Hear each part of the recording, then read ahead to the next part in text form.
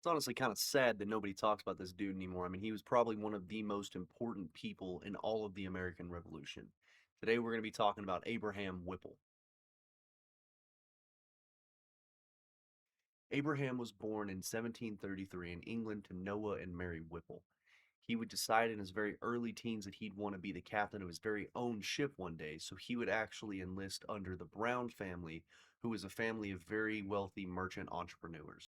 Due to their influence, he would actually get a spot in the Royal Navy in the French Indian War, working as a privateersman under Essex Hopkins. He would then go on to have a very prestigious career in the military, where he would actually be credited with the capture of 23 French vessels. He would then return at the end of the French Indian War, marry Essex's daughter Sarah, and they would have 3 children. Then they would move to Rhode Island, where they believed they would live the rest of their life out in peace. However, it didn't work out the way that they planned.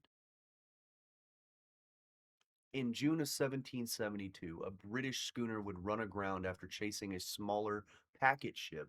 John Brown and Whipple would get wind of this and actually build up a party to go assault the ship, which they would do at midnight the following night.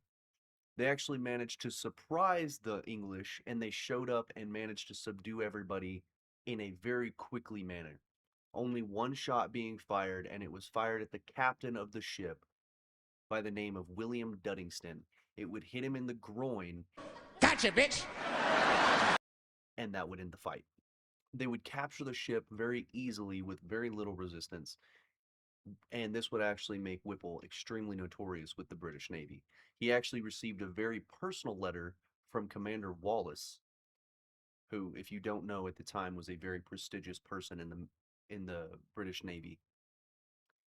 And Wallace would actually go on to say that he was going to hang the man for burning down the king's ship. To where Whipple came back and actually responded with, and I quote, "Sir, always catch a man before you hang him." Because of his exploits, Whipple's sloop would be inducted into the Rhode Island Navy, where it would be renamed the Providence, and he would actually be given command of the 2-ship Navy.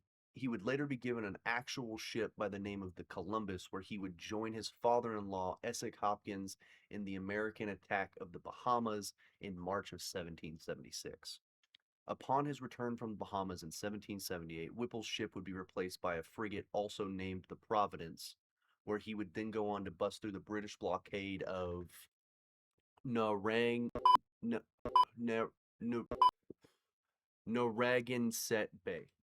He would move on to bust through and actually make it all the way to France, where he would receive vital materials and also drop off materials to the French that would ultimately aid everybody in the American Revolution. However, he's most notorious for this one specific act. Whipple would make a trip to France where he would escort the Queen of France back. They would be making their way around Newfoundland when a heavy fog would roll in and they would basically be blinded. For the next day or two, they couldn't see anything. However, later on one afternoon, they would hear bells from other ships. Now, thinking quickly, Whipple knew there was no other American ships in the area, so he would raise the British flag and lower the American. At the time, there was really no American flag. It was just whatever they wanted. He would raise the British flag. They would then decide to fall in line with the other ships. Little do they know, it was actually the biggest fleet that the British had to offer, the Jamaican Defense Fleet. All in all, it consisted of 60 separate ships. Some sources say up to 150, most say 60. Whipple would fall in line with these 60 ships, wherein he would travel with them as far as he could till he needed to get to his destination and dispatch separate boats to take over the other ships. He successfully acquired 11 British naval frigates. Granted, they were merchant ships, there was no military on them. However, he stole them directly out from under the British Navy's nose.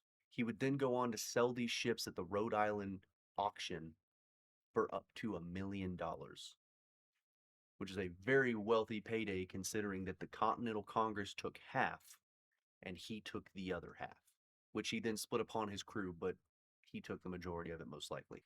He would continue to fight in the American Revolution all the way up until December of 1779, wherein toward the end of the war, Whipple was sent to Charleston, South Carolina to help defend it, where he would be ultimately captured and held and then released upon probation to wait out the rest. He never resumed his duties as a naval officer. However, he will forever go down as one of the most important people in the entirety of the American Revolution. Whipple left Rhode Island in 1788 and headed west with James Mitchell Varnum to Northwest Territory, where he settled on a farm in Marietta, Ohio, with his family.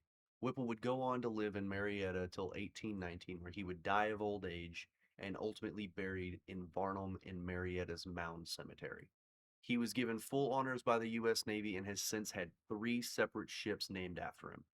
He's also going on to display his full-size portrait at the U.S. Naval Academy in Annapolis. Now, if you'll excuse me, I am going to take my tiny wiener and we're going to go take a nap. Say bye, Missy.